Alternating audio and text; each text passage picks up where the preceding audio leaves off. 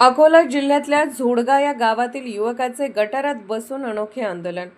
अकोला जिल्ह्यातल्या बार्शीटाकळी पंचायत समिती अंतर्गत येणाऱ्या झोडगा येथील जिल्हा परिषद शाळेसमोरील तुंबलेल्या गटाराचा प्रश्न अत्यंत गंभीर बनला आहे।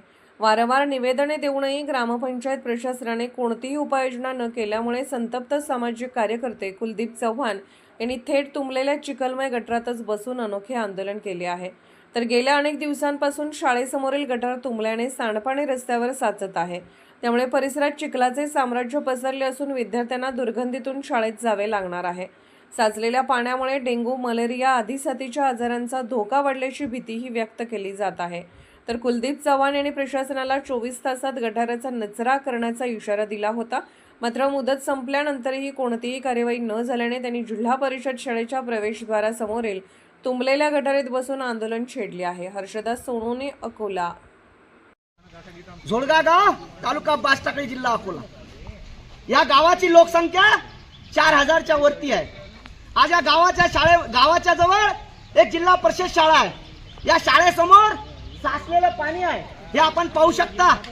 या विद्यार्थी ज्या शाळेतून विद्यार्थी घडतात, कोणी IAS बनतात, कोणी पोलीस बनतात, कोणी मास्टर बनतात, बरेचसे शिक्षण क्लास 1 या शाळेतून घेऊन क्लास 1 बनतात।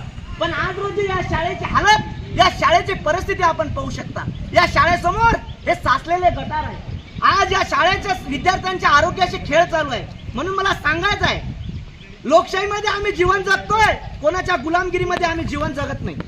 मला सांगायचं आहे, या शासनाचं लक्ष वेधण्यासाठी मी हा उपक्रम करीत आहे।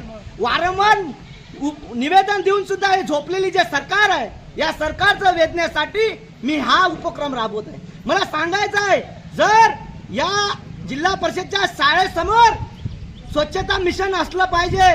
जर स्वच्छता मिशन दिसलं नाही तर येणाऱ्या काळामध्ये तुमच्या ऑफिसमध्ये येऊन आत्मदहन केल्याशिवाय राहणार।